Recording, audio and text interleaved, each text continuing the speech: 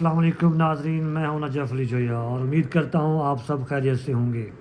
آج کی تازہ ترین خبر یہ ہے کہ ٹرمپ نے ایران کو دھمکی دی ہے اور شاہ کی واپسی کا بھی امکان قوی ہے، اور اس کے علاوہ اس کے ساتھ ساتھ یہ بھی دیکھنا ہے کہ ایران میں حالیہ حکومت مخالف مظاہروں میں فوج کہاں کھڑی ہے۔ ناظرین، 2 ہفتے سے جاری پرتشدد مظاہروں کے تناظر میں امریکی صدر کی جانب سے ایران میں کارروائی کی دھمکی کے بعد اب ڈونلڈ ٹرمپ کا دعویٰ ہے کہ ایرانی قیادت نے بات چیت کے لیے امریکہ سے رابطہ کیا ہے، لیکن امریکہ کو کسی ایسی ملاقات سے پہلے بھی کارروائی کرنا پڑ سکتی ہے۔ اتوار کو اپنے بیان میں صدر ٹرمپ نے اس بات کی مزید وضاحت نہیں کی کہ امریکہ کن اقدامات پر غور کر رہا ہے، لیکن انہوں نے کہا کہ ہم کچھ نہایت سخت آپشنز پر غور کر رہے ہیں۔ بی بی سی کے امریکی news partner C B S کو ایک سرکاری اہلکار نے یہ بھی بتایا کہ صدر ٹرمپ کو ایران پر ممکنہ فوجی حملوں کے آپشنز کے بارے میں بریفنگ دی جا چکی ہے۔ وال اسٹریٹ جرنل سے بات کرنے والے حکام کے مطابق دیگر ممکنہ اقدامات میں آن لائن حکومت مخالف ذرائع کو تقویت دینا، ایران کی فوج کے خلاف سائبر ہتھیاروں کا استعمال یا مزید پابندیاں عائد کرنا بھی شامل ہو سکتا ہے۔ ادھر ایرانی پارلیمنٹ کے اسپیکر نے خبردار کیا ہے کہ اگر امریکہ نے حملہ کیا تو اسرائیل کے ساتھ ساتھ خطے میں امریکی فوجی اور بحری مراکز بھی جائز اہداف بن جائیں گے۔ اور عینی شاہدین کے مطابق ایران میں جاری حکومت مخالف مظاہرے ایک ایسے مرحلے میں داخل ہو چکے ہیں جو ملک میں 1979 کے اسلامی انقلاب کے بعد ایسا پہلا موقع ہے۔ آئیے جانتے ہیں کہ حالیہ مظاہرے اور حکومت کا رد عمل ماضی میں ایران میں ہونے والے مظاہروں سے کیسے مختلف ہے۔ ماہرین کا ماننا ہے کہ ان مظاہروں کا پھیلاؤ غیر معمولی ہے۔ سوشالوجی ریسرچر الیف خرزنفر کا کہنا ہے کہ مظاہرے چھوٹے شہروں تک پھیل چکے ہیں جن کے نام بھی لوگوں نے آج سے پہلے نہیں سنے ہوں گے۔ ایسا نہیں کہ ایران میں اس سے پہلے حکومت مخالف مظاہرے نہیں ہوئے۔ 2009 میں الیکشن فراڈ کے خلاف احتجاج ہوا، تاہم یہ بڑے شہروں تک محدود رہا۔ اس کے علاوہ 2017 اور 2019 میں ہونے والے مظاہرے ملک کے ایسے علاقوں تک محدود رہے جو غریب تصور کیے جاتے ہیں۔ شاید حالیہ مظاہروں کی مماثلت 2022 میں ہونے والے مظاہروں سے ہو سکتی ہے، جب 22 سالہ مہسا امینی کی ہلاکت کے بعد حکومت کے خلاف احتجاج شروع ہوا تھا۔ تاہم ماہرین کا کہنا ہے کہ موجودہ مظاہرے زیادہ بڑی سطح پر ہیں اور تسلسل کے ساتھ ان کی شدت میں اضافہ ہو رہا ہے۔ 2022 کی طرح ہی حالیہ مظاہروں کی جڑ بھی ایک ایسی مخصوص شکایت میں ہے جو نظام کی تبدیلی کے مطالبوں میں بدل چکی ہے۔ ریسرچر علی کا کہنا ہے کہ 2022 کی تحریک خواتین کے معاملے سے شروع ہوئی، لیکن اس میں دیگر مسائل بھی اجاگر ہوئے۔ 2025 دسمبر میں جو مسائل پہلے سامنے آئے وہ معاشی نوعیت کے تھے، لیکن بہت جلد ان دونوں مظاہروں کے مرکزی پیغام میں مماثلت دیکھنے کو ملی۔ دسمبر کے اختتام پر تہران میں تاجر اس وقت ہڑتال پر چلے گئے تھے جب امریکی ڈالر کے مقابلے میں ایرانی ریال کی قیمت میں تیزی سے تبدیلی آئی۔ پھر احتجاج ملک کے مغربی علاقوں میں پھیلا اور دسمبر میں ہی ہزاروں کی جگہ لاکھوں لوگ سڑکوں پر نکل آئے۔ ان میں ملک کی وہ مڈل کلاس بھی شامل تھی جو افراط زر اور معاشی بحران کا سامنا کر رہی ہے۔ تاہم مظاہروں کے دوران اب ایک نعرہ جو اکثر سننے کو ملتا ہے وہ ایرانی رہبر اعلیٰ آیت اللہ خامنہ ای کو ہٹانے اور ان کی سربراہی میں چلنے والی حکومت کے خاتمے سے متعلق ہے۔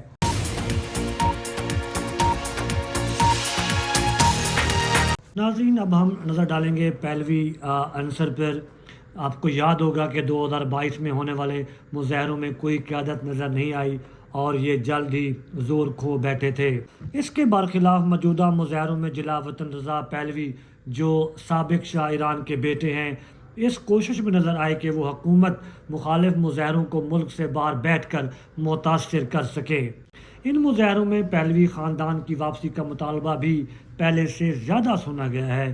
یاد رہے کہ رضا پہلوی نے خود کو جلا وطنی میں ہی شاہ ایران قرار دیا ہے اور وہ امریکہ میں موجود ہیں۔ ایران میں سوشل میڈیا پر نوجوانوں کو ایک دوسرے کی حوصلہ افزائی کرتے دیکھا جا سکتا ہے کہ وہ ان مظاہروں میں شرکت کریں اور تہران جیسے بڑے شہروں میں ہونے والے مظاہروں کا حجم رضا پہلوی کی جانب سے سامنے آنے والے پیغامات کی افادیت کو بھی ظاہر کرتا ہے۔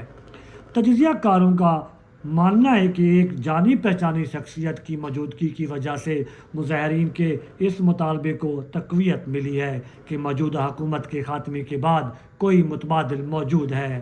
تاہم دیگر تجزیہ کاروں کا ماننا ہے کہ رضا پہلوی کی حمایت کا مطلب یہ نہیں ہے کہ ملک میں بادشاہت کے دور میں واپسی کی خواہش بڑے پیمانے پر موجود ہے۔ ان کے مطابق یہ موجودہ حکومت سے مایوسی کا اظہار ہے۔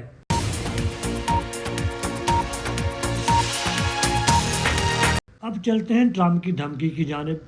حالیہ مظاہروں کی سب سے اہم چیز امریکہ ہے۔ اس سال ایسا محسوس ہوتا ہے کہ حکومت مخالف مظاہروں کو امریکی حمایت حاصل ہے۔ امریکی صدر ٹرمپ نے دھمکی دی ہے کہ وہ حکومتی عہدیداران کو نشانہ بنا سکتے ہیں، جو پہلے کبھی نہیں ہوا ہے۔ 2009 میں الیکشن فراڈ کے خلاف مظاہروں کے دوران ایران میں اوباما کے نام کے نعرے لگے تھے، جن میں سابق امریکی صدر کو پکارتے ہوئے کہا گیا تھا کہ آپ ہمارے ساتھ ہیں یا خلاف۔ بعد میں اوباما نے کہا تھا کہ انہیں ایران میں حکومت مخالف مظاہروں کی زیادہ پرجوش طریقے سے حمایت نہ کرنے کا دکھ تھا۔ ادھر ایرانی صدر نے کہا ہے کہ حالیہ مظاہروں کو ایران کے دشمن استعمال کر رہے ہیں، لیکن ان کے لیے بڑا مسئلہ یہ ہے کہ ایران کے دوستوں کی تعداد کم ہوتی جا رہی ہے۔ ایران شام میں بشار الاسد کی حمایت کھو چکا ہے، جبکہ لبنان میں حزب اللہ بھی اسرائیلی کارروائیوں کی وجہ سے کمزور ہو چکی ہے۔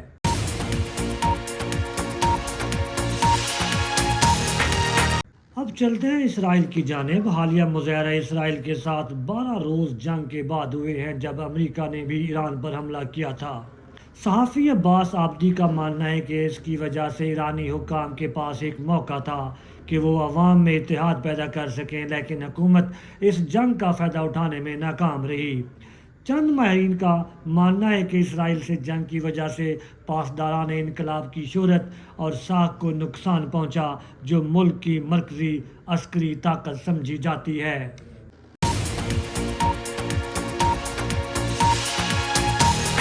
اب چلتے ہیں کہ ایران کی فوج کہاں کھڑی ہے اور ایرانی حکومت کیا چاہتی ہے۔ ایران میں ملک گیر مظاہروں کے 14ویں دن اسلامی جمہوریہ کی فوج نے ایک سخت الفاظ میں بیان جاری کیا، جس میں اسرائیل اور دہشت گرد گروہوں کی طرف سے عوامی سلامتی کو متاثر کرنے کی سازش سے خبردار کیا گیا ہے۔ فوج کے حالیہ بیان میں اس بات کی وضاحت نہیں کی گئی ہے کہ وہ سیکورٹی کی صورتحال کو کنٹرول کرنے کے لیے دیگر مسلح افواج کے ساتھ کس طرح تعاون کرے گی۔ نتیجے کے طور پر عوامی مظاہروں کے دوران فوجی مداخلت کے پچھلے نمونوں کا بھی جائزہ لینا مفید ہے، تاکہ ان ممکنہ طریقوں کو سمجھ سکیں جن میں یہ تعاون ہو سکتا ہے۔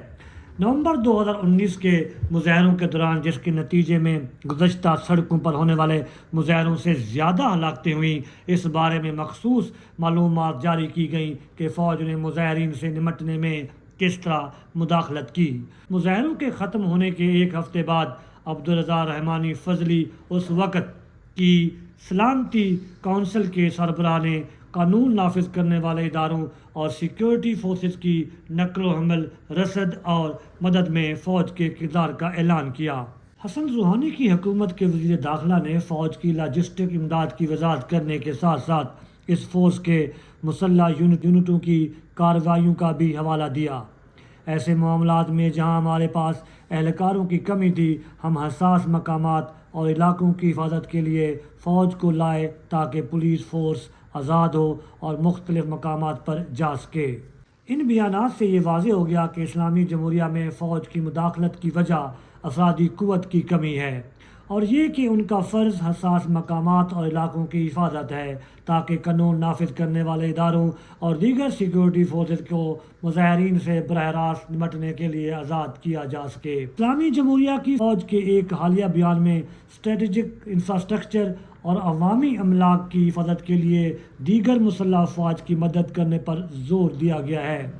ممکنہ طور پر اسی طرح کے مشن کی تجویز ہے۔ فوج کے اہلکار حساس تنصیبات اور سرکاری عمارتوں کی حفاظت کا کام اس وقت تک سنبھالیں گے جب تک کہ حفاظتی دستے سڑکوں پر نہ آ جائیں۔